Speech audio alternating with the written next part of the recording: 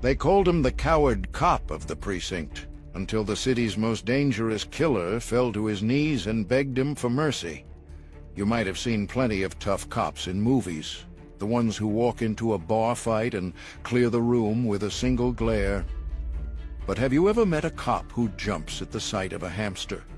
A cop who is treated like the office errand boy by his juniors? Who is made to sweep the floor and still says yes sir to every insult? Now here's the twist. What if a serial killer, the kind even the FBI and CIA couldn't catch, fell to his knees in front of this cowardly cop? Sounds impossible, right? Wait till you hear the whole story. His name was Landon Ayers. On paper, he was a police officer. In reality, he was the guy everyone sent out for coffee and donuts. And the one who ordered him around the most was Vice Captain Apollo Hardy, a tall guy with a loud voice and a permanent smirk. "Hey, Landon, run down to the cafe, get us all coffees."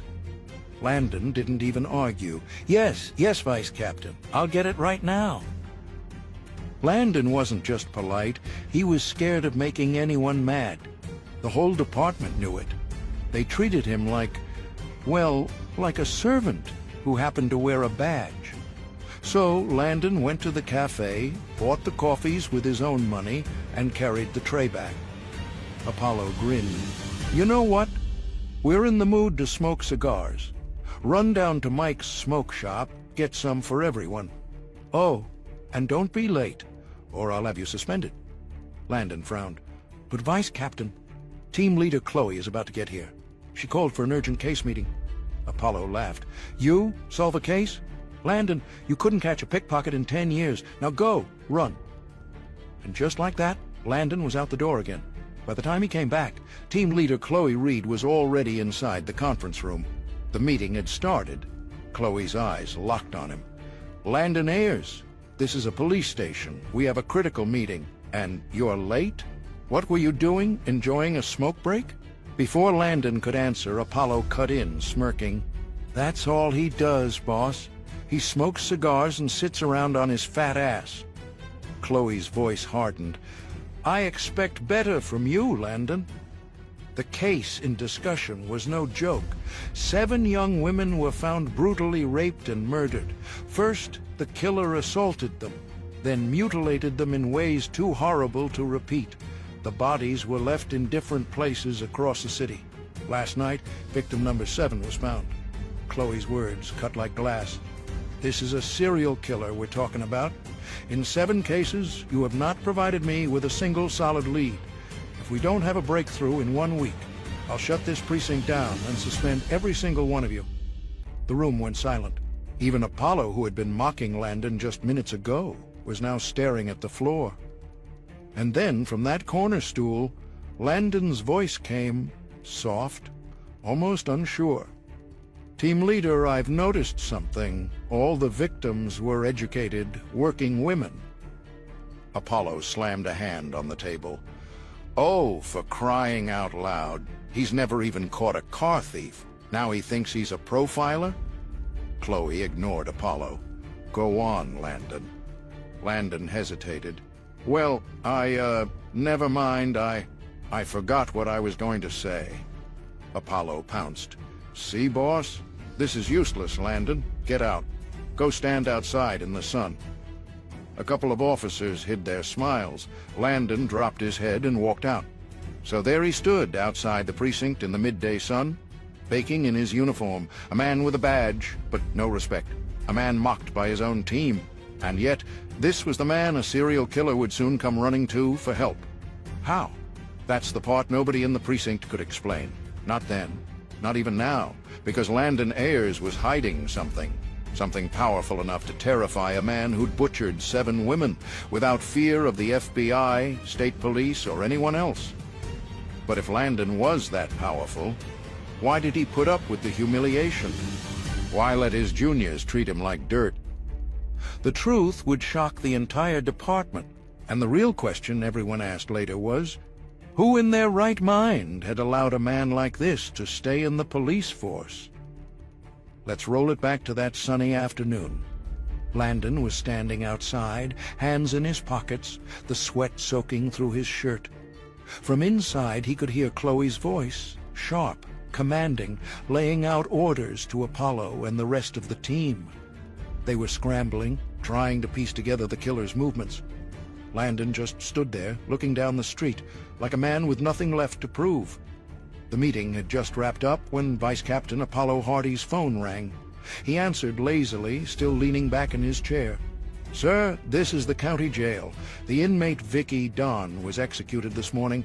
No family has come to claim the body. The police department will have to handle the body." Apollo snorted. "Don't we have anyone dumb enough to do it?" His eyes landed on Landon Ayers outside, the most timid officer in the whole precinct. "Hey, Landon, I've got a job for you. Vicky Don's dead. We need his body taken to the morgue tonight. I am assigning the task to you." Landon froze. A body? No, sir, I'm terrified of dead bodies." Apollo laughed loud enough for the whole room to hear. "You're scared of dead criminals, too. Just transport Vicky's body quietly tonight, or get ready for a suspension." Landon's face went pale. He knew Apollo wasn't joking. With no way out, he drove to the jail, loaded Vicky Don's body into the back of a county ambulance, and started toward the morgue. Halfway there, the ambulance jolted over a speed bump. The white sheet covering the corpse slipped away from Vicky's face. His eyes were wide open. Landon screamed, the sound tearing through the night. Then everything went black. Landon Ayers vanished that night. Didn't show up at the precinct the next day. Apollo barely noticed Landon's absence. He was too busy scrambling for leads on the serial killer case to avoid his own suspension. In his mind, Landon was useless anyway. But 2 days later, Landon walked into the precinct. No uniform, just jeans, a t-shirt, and a cigar in his hand. Apollo's eyes widened. "Well, look who crawled back from the dead. Where the hell have you been? I thought maybe you were locked in the morgue with Vicky's body. And what are you wearing? Team leader Reed will be here any minute. I'll deal with you after she leaves. For now, clean my shoes." Landon smiled faintly. "Sure. Hand me the shoes. I'll make them shine like a mirror. You should be able to see your face in them." What happened next, no one in the precinct could have predicted. Landon took the shoes, then hurled them straight at Apollo's face. "There, take a look at your face in those shoes." "Want me to polish your face next?" Apollo stumbled back, stunned. "You piece of shit! How dare you! I'll have your suspension letter written right now." But Landon didn't flinch. Instead, he shoved Apollo hard in the chest, then spat onto Apollo's face. "Keep your job. I'm done working for a cheapskate like you," said Landon, his eyes red with rage. The entire station went silent. This was the same man who'd been afraid of his own shadow 2 days ago. The same man who'd never raised his voice to anyone. And now, he was going after the loudest guy in the room. The front doors swung open, and team leader Chloe Reed walked in. She froze, taking in the scene. Apollo was wiping his face, officers were staring, and Landon was standing there, looking like he owned the place. Chloe yelled coldly, "What is going on here? Do you people ever work? The serial killer's still out there terrorizing the city, and you're fighting?" Landon spoke first. "Team leader, he was telling me to fetch him cigarettes." Apollo jumped in, grabbing Landon's collar. "Ma'am, he's lying. Look at his clothes. Listen to his words. I don't know what's gotten into him." Chloe's eyes hardened as she turned to Landon. "What is this, Landon? Where is your goddamn uniform? What these casual clothes? You're not serious about this job. You're off this case. Get out." That's when it happened. The fire in Landon's eyes went out. Just like that. His shoulders slumped. His voice trembled. "Ma'am, I'm sorry. I don't know what came over me. Please, Vice Captain Hardy, say something. Let me stay on the case. I promise I'll work hard." Everyone just stared. 2 minutes ago, Landon had been all swagger. Now he was the same nervous wreck they'd always known. Apollo, still stinging from the insult and the spit, wasn't in a forgiving mood. He kicked Landon in the shin and growled, "Get out of my sight. Go sit at your desk and write 'Sorry, Vice Captain Hardy' 1,000 times." Landon didn't argue. He just bowed his head, walked to his desk, and pulled out a notepad. Apollo's team went into the meeting room for the team leaders' briefing. Meanwhile, Landon sat alone, writing "Sorry, Vice Captain Hardy" over and over. Two detectives from another unit were at a nearby desk, looking at something on a laptop. It was a crime scene photo, and they were laughing. Nobody in that room knew the full story of where Landon Ayers had been for the last 48 hours, or what had really happened after that speed bump on the road to the cremation ground. But soon, everyone would. It was just another slow afternoon at the precinct. A few officers sat around their desks passing the time. An officer grumbled, "10-year-old murder case. No body left, no evidence, no witnesses. They dumped it on us just to punish us. No one's ever solved it. No one ever will." That caught the attention of Landon, who'd been sitting at the next desk. Landon wasn't exactly famous around here for his detective skills. Most days, he kept his head down and avoided trouble. But this time, something changed. Landon ripped the notepad he'd been writing on. Landon added, "What kind of case is so impossible no one's cracked it in 10 years? The chatter in the room died down. Even the guys pretending to work started listening in. The police officer sitting behind Landon leaned forward in his chair. "All right, you want to know? Fine.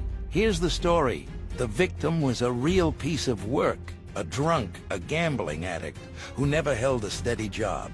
Owed a ton of money to the wrong people. Word is, he got picked up by the Mafia. When he couldn't pay, they stormed into his house, stabbed him 40 times, and killed him right there." Landon replied, "Mafia, huh? You know who they were?" Connor explained. "Not a clue. The guy's wife came in a couple of times, gave a statement, but then stopped showing up. Wouldn't say a word against anyone. After that, the case went cold. File closed." Landon listened carefully, then smirked. "Let me ask you something. If I borrowed 50 grand from you, would you want the money back? Or would you kill me?" Connor snorted. "Obviously, I'd want the money back, genius. Who kills the guy who owes them? You'll never get your cash that way." Landon added, "Exactly, which means someone else wanted him dead." Now the wheels were turning in the other officers' heads. Why hadn't any of them thought about that before? Landon questioned. "Where's his wife now?" Connor replied, "Living it up with her second husband." Landon suggested, "Then talk to the new guy and the wife. They know more than they are saying." It was such a simple angle, but it was like a light bulb going off in the room. 10 years, and no one had connected the dots. Just then, Chloe wrapped up a meeting in the conference room with Vice Captain Apollo's team. "You said this guy was useless?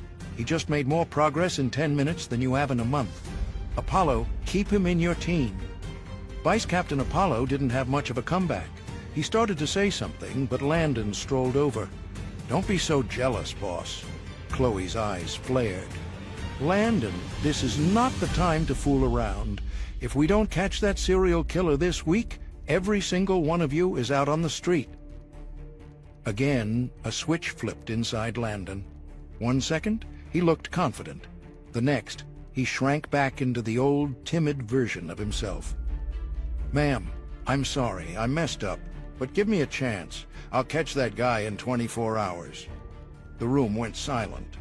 Even Apollo cracked a smile and said, "You? 24 hours? We've been on this for 2 months and haven't found anything. You think you're Sherlock Holmes now just because you had a lucky guess on one case?" Landon added, "It's not luck. I noticed something." His voice was quiet, but steady. All the victims were found near the Silver Lantern bar. All of them were young women, educated, about to start new jobs, not street girls, modern, ambitious women. Chloe's eyes narrowed. "You're right. That's a pattern we missed. Apollo, we're going down there tonight." That's when one of the police officers piped up from the back. Boss? That's the same bar we've tried to raid for years. Every time we get close, the cops assigned to it end up, Well, gone. The room went cold. Everyone knew what he meant. The Silver Lantern wasn't just a bar. It was a trap. No one said it out loud, but they were all thinking the same thing. If Landon was right, they weren't just dealing with a serial killer. They were stepping straight into a war zone.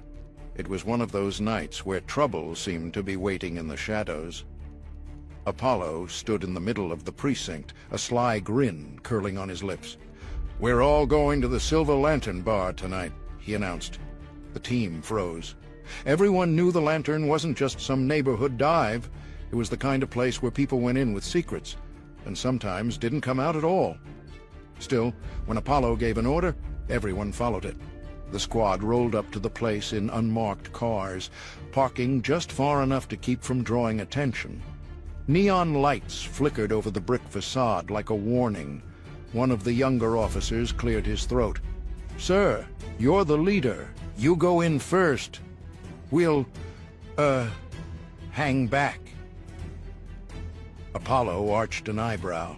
"So you want me to wait here for the killer to stroll out and introduce himself? No, no. I think our bravest soldier should go in." He turned, looking straight at Landon, and said sarcastically, "Our most intelligent man, the master of finding clues." Landon's heart skipped. He could feel sweat prickling the back of his neck. "Sir, please, come with me. Don't make me do this alone." Apollo just smirked. Then, without warning, he gave Landon a firm shove right in the backside, sending him stumbling toward the front door. As the door swung shut behind Landon, Apollo turned to the rest of the team, his voice low and mocking. "Gentlemen," he said, "we regret to inform you that we will lose one of our own tonight." The squad broke into laughter, nervous laughter, but laughter all the same. Inside, the air was thick with cigarette smoke, cheap perfume, and a slow, sultry song. A row of half-dressed dancers swayed under the glow of spotlights, their shadows stretching long across the stage. In the darker corners, hands passed small plastic bags full of drugs. Landon's instincts screamed at him to get out, but something about the place tugged at his memory. It felt familiar. That's when he saw him, a man in a dark gray suit, the scar running along his jaw. Landon instantly knew that he was the serial killer. Landon took a deep breath and walked straight toward him. "I need a word with you," Landon said, stopping at the edge of the serial killer's table. The serial killer looked up slowly, his smile thin and dangerous. "You? Not dressed like that, you don't." Before Landon could respond, his security guard stepped forward. In one quick motion, he pulled out knives, long, sharp, and deadly. He pressed the tip so close to Landon's eye he could see his own reflection in the steel. Landon didn't flinch. "You need to hear this now." Landon turned, taking a step away, as if the knife wasn't even there. "Wait!" the serial killer's voice called out, sharp and curious. What do you have to say?" Landon pivoted back, stepped in close, and leaned down so only the serial killer could hear. The words Landon whispered. No one else caught them. But the effect was immediate. The man's face changed. First confusion, then shock, and then tears. Actual tears in the eyes of one of the most feared men in the city. Around them, conversations stopped. The music kept playing, but it felt like the whole room had frozen. The dancers stood still, their hands gripping the poles. No one could believe what they were seeing. What had Landon said to him? What secret could make a man like that cry? No one moved, no one spoke. And before anyone could stop him, Landon turned and walked toward the back exit, disappearing into the shadows. Landon led the serial killer out of the bar as he continued to cry. Outside, Apollo Hardy and Chloe Reed and all the other officers couldn't believe their eyes when Landon walked out with their serial killer. He fell on his knees and confessed to everything, right then and there. What had Landon Ayers whispered to break a man like that? Where had he gone for 2 days? And what came back in his place? Why did a serial killer fall at his feet? What's the secret behind this sudden change in him? Please subscribe to the Pocket FM YouTube channel and press the bell icon for instant notification. Check out our channel for more such exciting shows.